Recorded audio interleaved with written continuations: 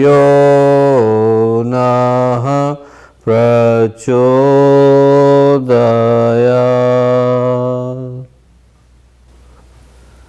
परम पूज्य गुरुदेव परम वंदनीय माता जी के दिव्य सानिध्य में आज के इस पवित्र पुनीत अवसर पर, जब हमारी दिया दिल्ली की टीम के द्वारा भारतीय संस्कृति ज्ञान परीक्षा के प्रकोष्ठ के द्वारा आज के इस अवसर पर युवा मन को, युवा भारतीयों को और आने वाले विश्व के भविष्य सभी हमारे नौजवान साथियों को जगाने के लिए एक महत्वपूर्ण प्रयोग को किया जा रहा है। तो इस अवसर पर हम लोगों के साथ उपस्थित सभी दिया टीम के, भारतीय संस्कृति ज्ञान परीक्षा प्रकोष्ठ के, गायत्री परिवार के अपने भाई बहन, सभी प्रतिभागीगण, प्यारे भाइयों बहनों और प्यारे मित्रों, आज एक महत्वपूर्ण चिंतन को ध्यान में रखकर इस कार्यशाला का आयोजन किया गया है।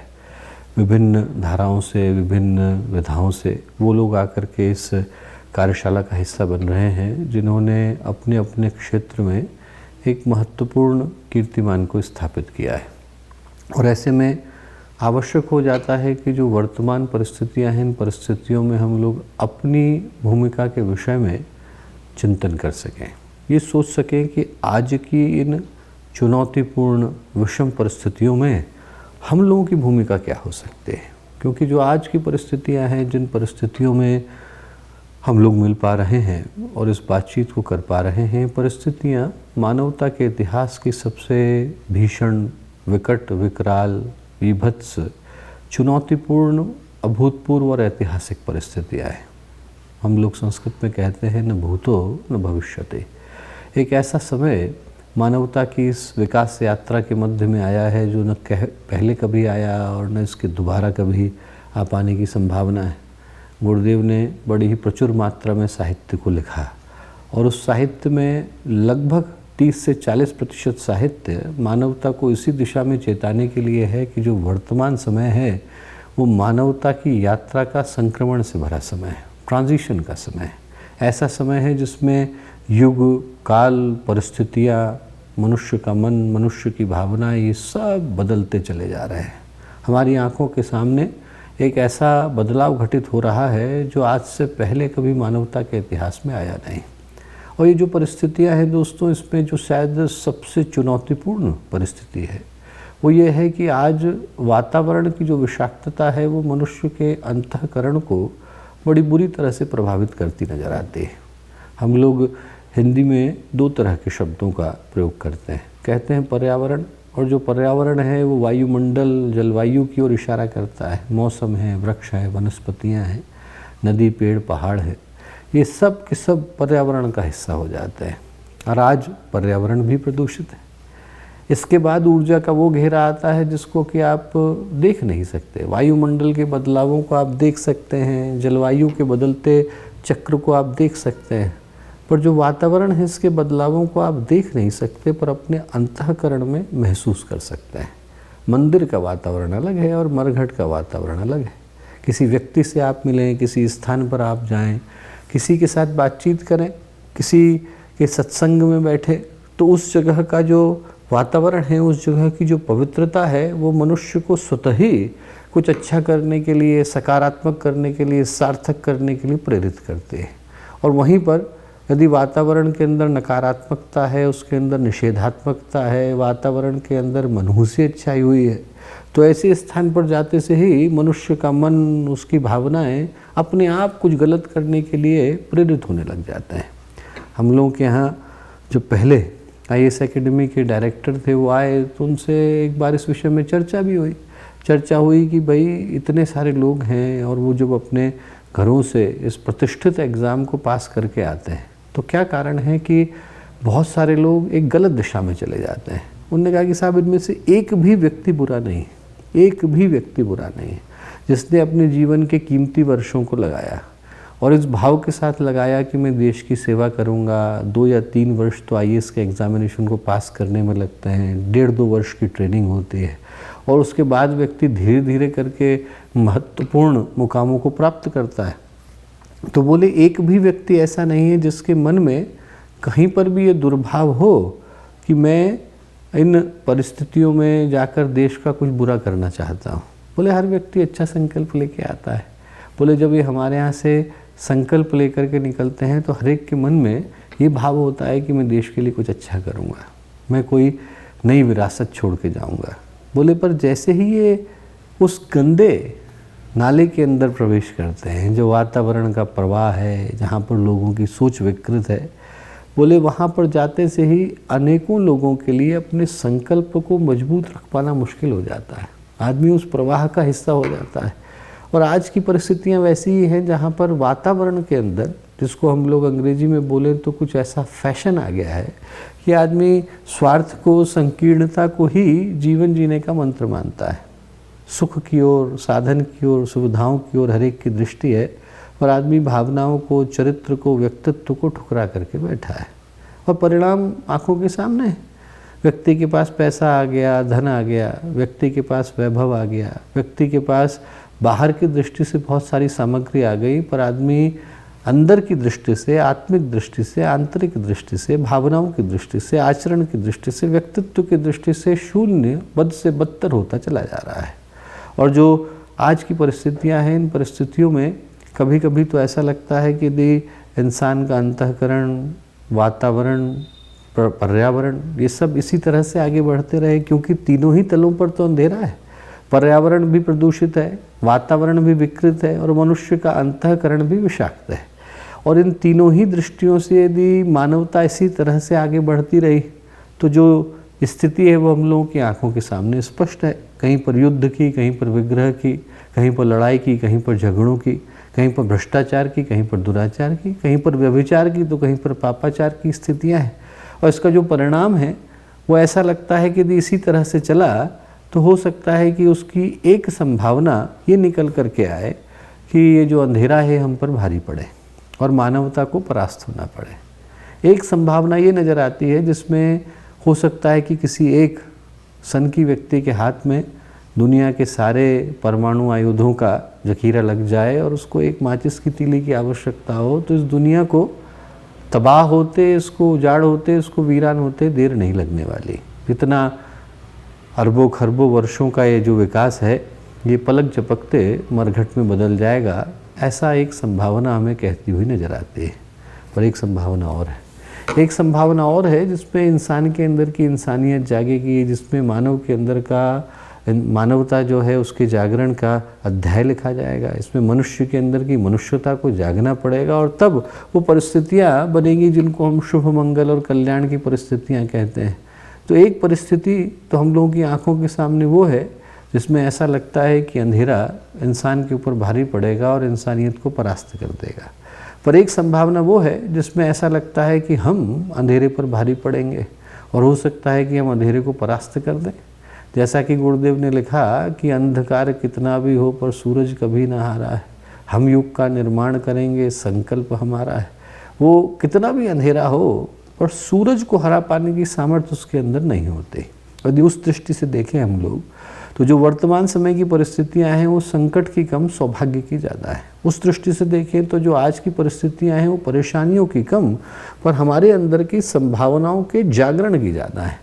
हम लोगों को स्मरण रखने की आवश्यकता है कि हम में से प्रत्येक व्यक्ति के अंदर वो एक बीज सुरक्षित है, जो बीज यदि फलित होता है तो फिर हमारे अंदर के विवेकानंद जागते हैं, गुरुदेव जागते हैं, गार्गी, घोषा, पाला जागते हैं, हमारे अंदर के महेंद्र और संघमित्रा जागते हैं, कुमार जीव जागते हैं, ध्रुव और प्रहलाद जागते हैं, अष्टावक्र और सुखदेव जागते हैं, हमारे अंदर के बिस्मिल जागते हैं, चंद्रशेखर आज़ाद जागते हैं, भगत सिंह जागते हैं। यदि वो व्यक्तित्व की संभावना फलित होती है जिसमें हर इंसान के अंदर जो इंसानियत का, हर व्यक्ति के अंदर जो दिव्यता का, हर व्यक्ति के अंदर जो पावनता का, महानता का अध्याय छुपा पड़ा है, यदि वो जाग करके आता है तो फिर इंसान के जीवन में वो शांति, वो तृप्ति, वो गौरव, वो संतोष जन्म लेते हैं जिसके आगे दुनिया के सारे खजाने और ईश्वर के जितने दिए गए ऐश्वर्य हैं वो सब फीके पड़ जाते हैं। इंसान को मन की शांति मिल जाए, व्यक्तित्व की स्पष्टता मिल जाए और चिंतन के अंदर प्रकाश मिल जाए तो इससे ज़्यादा बढ़कर के आदमी को और किसी चीज़ की आवश्यकता नहीं। कहानी आती है, बहुत प्रसिद्ध मूर्तिकार हुआ, आप लोगों ने नाम सुना होगा, उसने सिस्टीन चैपल का भी निर्माण किया, माइकल एंजेलो। और जब वो एक बार कहीं से आ रहा था तो उसने देखा कि एक खेत के अंदर बहुत बड़ी सी चट्टान पड़ी है। किसान के पास क्या, वो जो जिसका खेत था, बोले चट्टान मुझे बेचोगे? बोले बेचने की क्या बात है साहब, आप उठा के ले जाओ, मैं तो घर छोड़ के आऊँगा, आपको पैसे दूंगा, मेरा खेत रोक करके बैठी, इसको कौन ले जाएगा? बोले नहीं मुझे दे दो। तो उसके घर छोड़ करके आया किसान। 3 महीने गुजरे, 4 महीने गुजरे, एक दिन वही उसको दोबारा बुलाने के लिए आया। बोले ज़रा चलो मेरे साथ। बोले क्यों? कुछ दिखाना है। बोले अच्छा। किसान को लेकर माइकल एंजेलो अपने घर में आया। वहाँ पर भगवान की एक प्रतिमा बनी हुई रखी थी, इतनी सजीव कि उसको देख करके उसके हृदय के अंदर भक्ति के भाव आ गए। किसान झुक गया और प्रार्थना करने लगा। बोले कितनी सुंदर मूर्ति है, कहाँ से आई? बोले तुम्हारी दी गई चट्टान से आई। उस चट्टान के अंदर ये भगवान की प्रतिमा बनने की संभावना छिपी हुई थी, मैंने देखा तो उठा करके लाया। हम में से हर एक के अंदर वो दिव्यता की संभावना छुपी पड़ी है। यदि वो जागृत हो जाए, वो संभावना सत्य हो जाए, तो ये जीवन जो है सौभाग्य में बदल जाता है। यदि वो न हो पाए तो फिर ज़िंदगी बोझ में बदल जाती है। इंसान ज़िंदगी को जीता तो है, पर एक दर्द की तरह से, तकलीफ़ की तरह से, बर्डन की तरह से, पीड़ा और पश्चाताप की तरह से जीता है। ज़िंदगी का हर क्षण उत्सव में बदले, ज़िंदगी का हर क्षण खुशी में बदले, ज़िंदगी का हर क्षण उद्देश्य में बदले, तो व्यक्ति के अंदर की संभावनाओं का जागरण हो पाता है।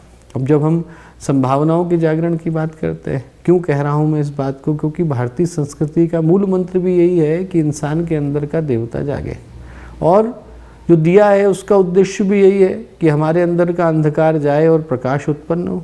और जिस संभवम प्रोजेक्ट को लेकर के आप चले हैं, उसका उद्देश्य भी यही है कि हर व्यक्ति के अंदर वही संभावना संभवित है जिसके विषय में संभवम का एक प्रोजेक्ट इशारा करता है कि हर व्यक्ति के अंदर वो बीज छिपा हुआ है, जो यदि फलित होता है तो फिर उसके अंदर से फल फूल निकलते हैं, अनेकों को आश्रय देने वाला वो बनता है, अनेकों को दिशा देने वाला एक आश्रयदाता वृक्ष बन पाता है। पर वो बनने के लिए हमारे अंदर के बीज का फलित होना अनिवार्य हो जाता है। और यदि हम उन शक्तियों के जागरण की बात करते हैं तो सोचने की आवश्यकता है कि वो शक्तियाँ हैं कौन सी, इंसान के रूप में हम लोग लेकर के क्या है। बाहर की दृष्टि से देखें तो शारीरिक शक्तियाँ हैं, पर ऐसा नहीं है कि इंसान अकेला है। इंसान शारीरिक शक्तियों की दृष्टि से बहुत सारे प्राणियों की तुलना में कमज़ोर है। हाथी से आप लड़ा दो तो हार जाएंगे हम, बैल से आप लड़ा दो तो हार जाएंगे, घोड़े से व्यक्ति हार ही जाएगा, हिप्पोपोटेमस से हार जाएगा, राइनोसोरस से हार जाएगा। बहुत सारे ऐसे प्राणी हैं जिनसे इंसान का शारीरिक दृष्टि से मुकाबला नहीं। पर फिर क्या कारण है कि उसी बैल को इंसान जोतता हुआ नजर आता है? क्या कारण है कि उसी भैंसे के ऊपर इंसान सवार नजर आता है? उसी हाथी के ऊपर इंसान महावत बन करके बैठ जाता है और उसी शेर के ऊपर व्यक्ति रिंग मास्टर बन करके सवार हो जाता है। जिस सांप से इंसान घबराता है उसको सपेरा बन करके व्यक्ति नचाता नजर आता है। और ये लोग जो बनाते हैं, चाहे वो सपेरा है, चाहे वो महावत है, चाहे वो भैंसे को चलाने वाला है, चाहे वो घोड़े को हाँकने वाला है, ऐसा नहीं कि उनने किसी ऑक्सफोर्ड और कैम्ब्रिज विश्वविद्यालय से जाकर के इन गुणों को प्राप्त किया है। वो तो एक सामान्य व्यक्ति के गुण हैं। हर व्यक्ति के अंदर यदि वो निर्भयता आ जाती है, उसके अंदर वो सामान्य सा एक पराक्रम का भाव आ जाता है, तो व्यक्ति किसी भी जानवर को, किसी भी प्राणी को अपने कब्जे में करता, अपने अधिकार में करता दिखाई पड़ता है। शरीर की दृष्टि से उस व्यक्ति के बल में और उस प्राणी के बल में जमीन आसमान का अंतर है। पर उस शरीर के बल के अलावा इंसान के पास एक और बल है जिसको हम बुद्धि कौशल के बल के नाम से जानते हैं। वो बुद्धि का एक स्वरूप तो वो है जहाँ पर वो पशुओं के ऊपर आधिपत्य जमाता है, पर उस बुद्धि का एक स्वरूप वो है जो साहित्य को रचता है, संगीत की रचना करता है, कलाकृतियों की रचना करता है, नई योजनाओं को जन्म देता है, नए चिंतन को, नई अभिव्यक्तियों को जन्म देता है। और इसी कारण तो आप जरा सोच करके देखो, एक छोटी सी बात है कि इंसान शक्ति की दृष्टि से बहुत सारे प्राणियों से पिछड़ा हुआ है, पर जहाँ जहाँ पर इंसान को लगा कि हम शक्ति की दृष्टि से इनसे पिछड़े हुए हैं, वहाँ पर इंसान ने अपनी बुद्धि के कारण शक्ति के नए स्रोतों को, नए साधनों को खोज दिया। चीते की तरह से हम दौड़ नहीं सकते, पर हमारी बनाई कार दौड़ सकती है। हम पंछी की तरह से उड़ नहीं सकते, पर हमारा बनाया हवाई जहाज उससे कई गुना आगे निकल जाएगा। हम मछली की तरह से पानी के अंदर तैर नहीं सकते, पर हमारी बनाई पनडुब्बी उस काम को कर सकती है।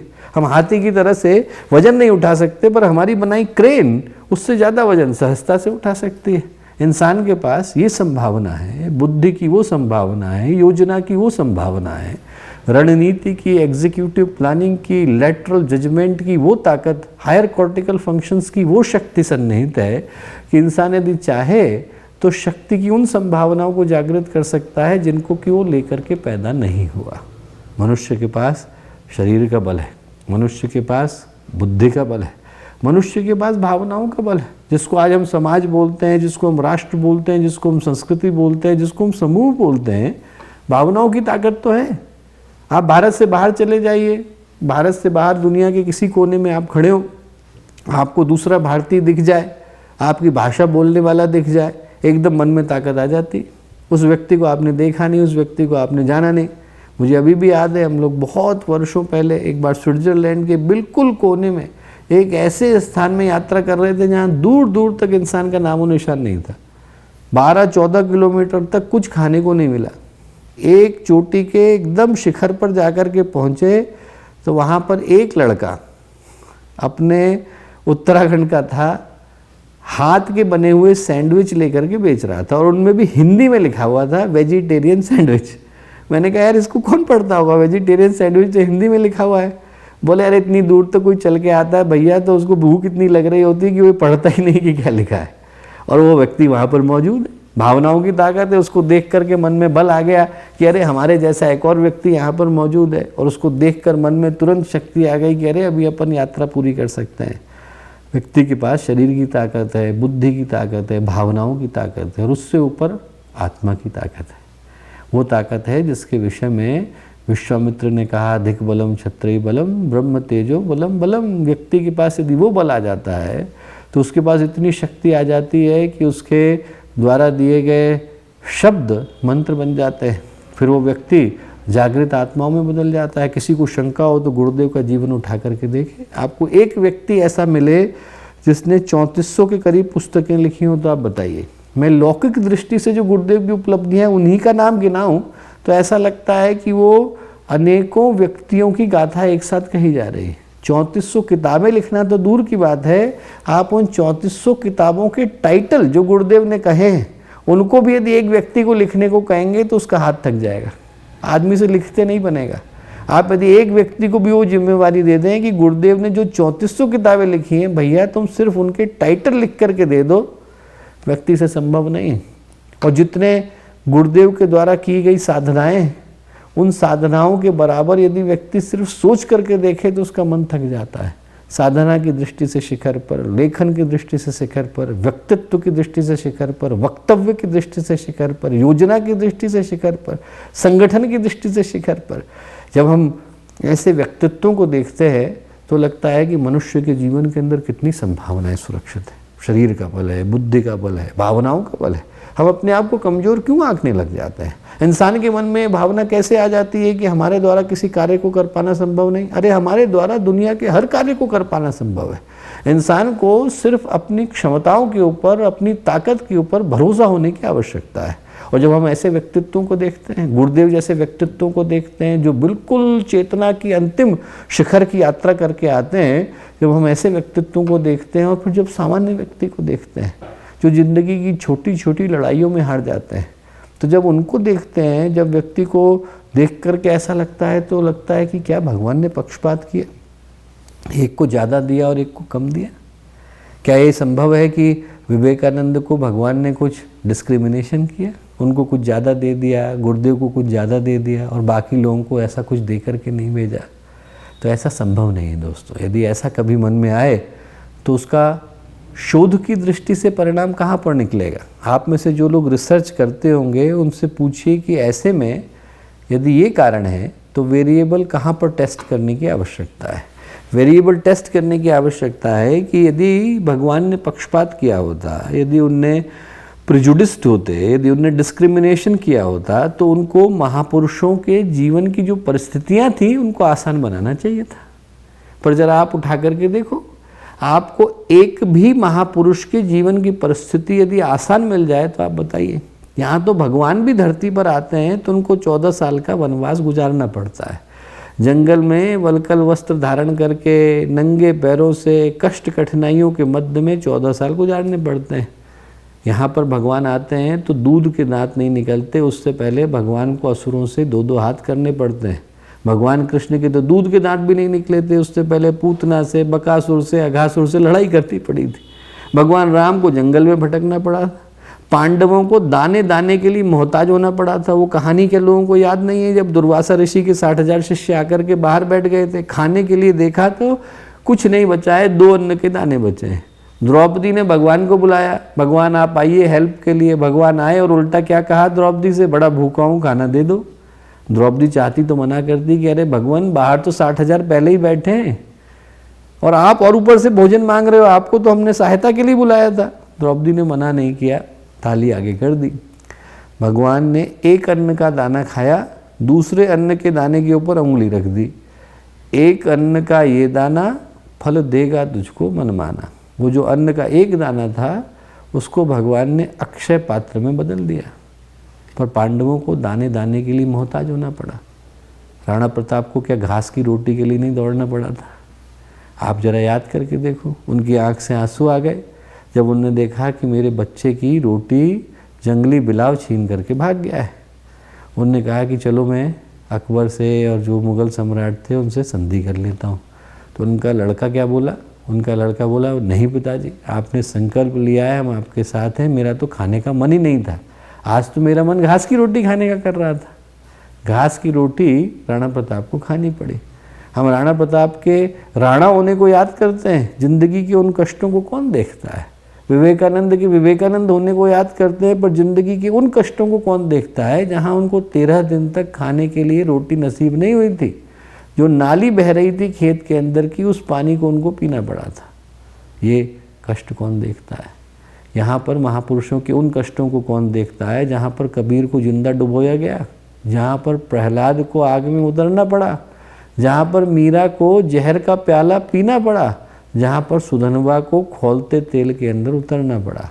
व्यक्ति जिंदगी के सौभाग्यों को देखता है, पर ये भूल जाता है कि उन महापुरुषों को किन कष्ट और कठिनाई की बेड़ियों से गुजरना पड़ा, किन राहों से, किन वीथियों से गुजरना पड़ा।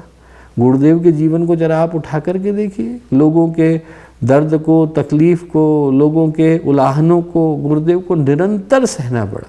मथुरा में थे, सहना पड़ा, बच्चों को अलग ले जा कर के रखना पड़ा, बच्चों को साथ नहीं रख सकते थे, रखते तो कोई हमला कर देता। हरिद्वार आए तो इस काम को करना पड़ा। जिंदगी की अंतिम घड़ी तक गुरुदेव को निरंतर उन्हीं कष्ट कठिनाई की यात्राओं से गुजरना पड़ा। महापुरुषों के जीवन को यदि भगवान ने अलग मूल्य दिया होता दोस्तों, तो हम जरा सोच करके देखें कि उनके ज़िंदगी की जो घड़ियां थी वो हम लोगों की तुलना में बहुत ज़्यादा कष्ट से भरी थी। हमारे जीवन में ज़्यादा से ज़्यादा कष्ट आया हुआ तो क्या, 4 लोगों ने गाली दी होगी, कोई दिक्कत की बात नहीं। किसी ने कुछ बुरा कहा होगा, कोई दिक्कत की बात नहीं। वो तब भी कबीर को आए कष्ट की तुलना में, प्रहलाद को आए कष्ट की तुलना में, ध्रुव को आए कष्ट की तुलना में, इन सब महापुरुषों को मिले कष्ट की तुलना में छोटा ही है। हम लोगों को जो मिला वो इन महापुरुषों को मिले कष्ट की यात्रा की तुलना में बिल्कुल शून्य है, नगण्य है। यदि हम लोग उस दृष्टि से तुलना करके देखें तो हम पाएंगे कि महापुरुष बने ही इसलिए क्योंकि इनने कष्टों का सौभाग्य की तरह से वर्ण किया। कष्ट आए, कोई दिक्कत की बात नहीं। महर्षि अरविंद के जीवन की घटना आती है, उनको 10-12 दिन हो गए, भोजन नहीं मिला था, और उनके साथ के और लोग थे वो बेचारे तकलीफ में थे, उनके जो शिष्य थे। तो अंत में महर्षि अरविंद ने अपने एक मित्र को चिट्ठी लिखी। उन्होंने कहा, भगवान की तो अंतिम समय में ही हेल्प करने की आदत है।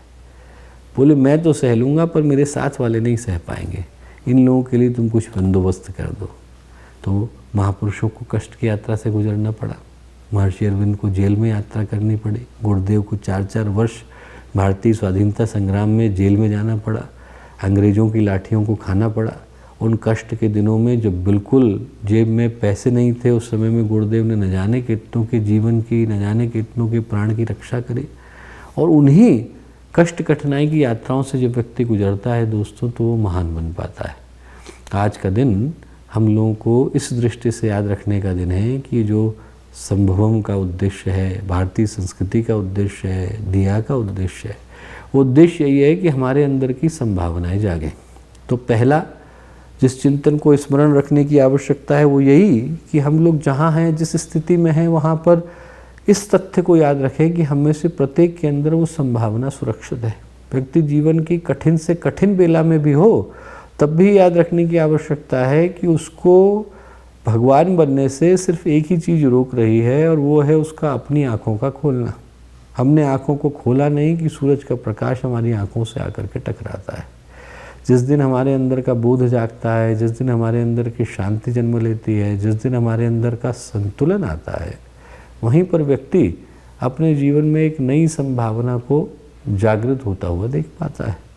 कहानी है, आती है, आप लोगों ने सुनी भी होगी, कि एक सिंघनी थी, गर्भवती थी, लायनेस थी और प्रेग्नेंट थी। शिकार करने के लिए गई। जैसे ही उसने छलांग लगाई, एक शिकारी कहीं से आया, उसने तीर चलाया, शेरनी के लगा, शेरनी के प्राण छूट गए। अब उसके प्राण गए, पर मरने से पहले उसने एक शेर ने बच्चे को जन्म दिया, छावा कहलाता है। वो जो शेरनी का बच्चा था छावा, उसका अपना कोई न माता न पिता, तो इधर उधर रोता हुआ घूम रहा था। हिरणों का झुंड जा रहा था, उनको दया आ गई, उनने उसको अपने झुंड में शामिल कर लिया। अब वो जो शेर का बच्चा था वो भूल गया कि मैं कौन हूँ, कौन मेरे माता पिता। वो अपने आप को शेर छोड़ करके हिरण मानने लगा, हिरणों की तरह से व्यवहार करने लगा, हिरणों की तरह से खाने लगा। एक दिन बड़ा वाला शेर वहाँ पर आया और जोर से दहाड़ा, तो जैसे ही दहाड़ा वैसे ही सारे के सारे हिरण भागे। उन हिरणों को देखकर ही छोटा वाला शेर भी भागा। तो बड़े वाले शेर को लगा कि हिरण भागे वो भागे, पर ये शेर क्यों भागा। उसने हिरणों को छोड़ा, शेर को पकड़ा, कहाँ जा रहे हो? बोले मैं तो हिरण हूँ साहब, मुझे माफ़ कर दो आप। बोले अरे नहीं, हिरण नहीं हो तुम, शेर हो। बोले नहीं नहीं साहब, मैं हिरण हूँ। बड़े वाले शेर ने छोटे वाले शेर को पकड़ा और पानी के पास लेके गया। बोले नदी में झाँक।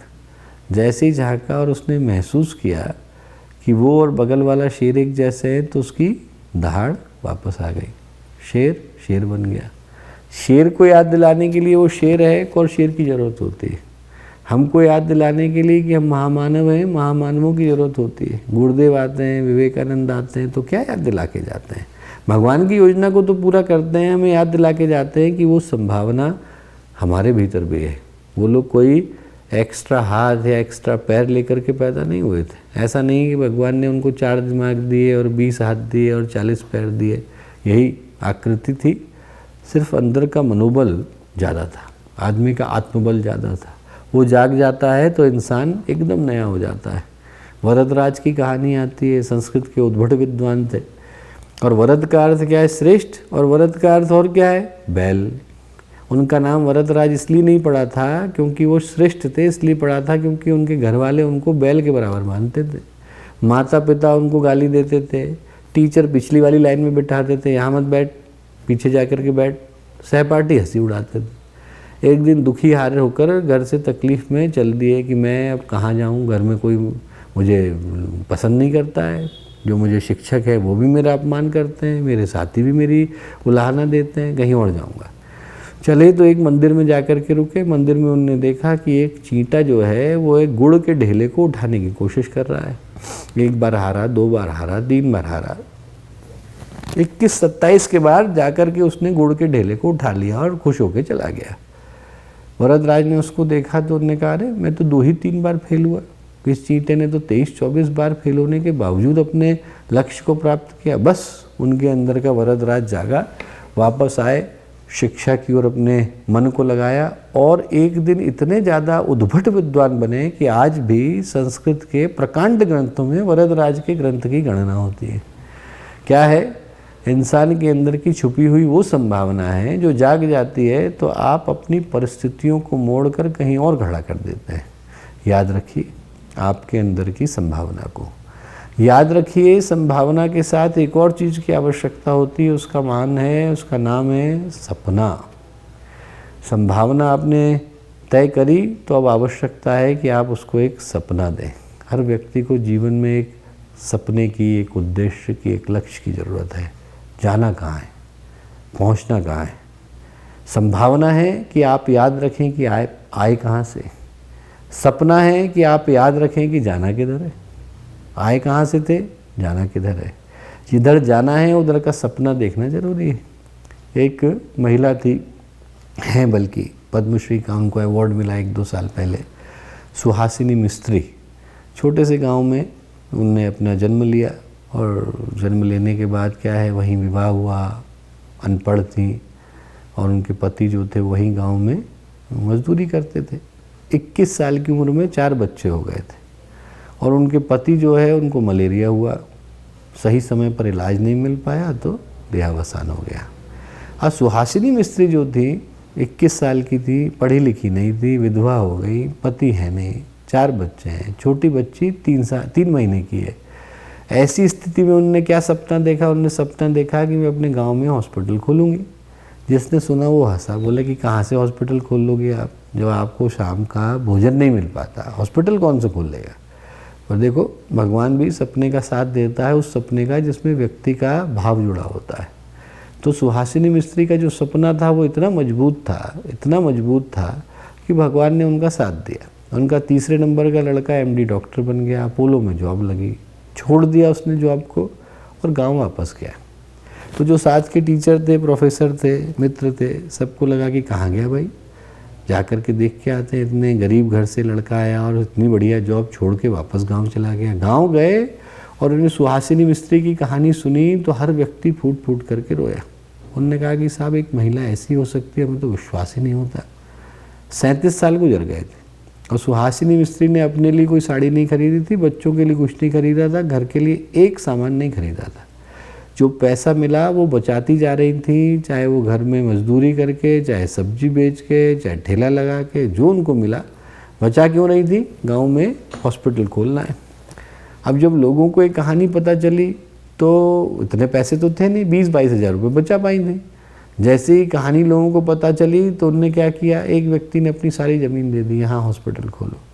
बिल्डर्स ने कहा हम मुफ्त में बनाएंगे, इलेक्ट्रिशियन ने कहा मुफ्त में फिटिंग करेंगे, बिजली वालों ने, पानी वालों ने कहा मुफ्त में नल लगाएंगे, डॉक्टरों ने कहा मुफ्त में इलाज करेंगे और जो केमिस्ट थे उन्होंने कहा मुफ्त में दवाई देंगे।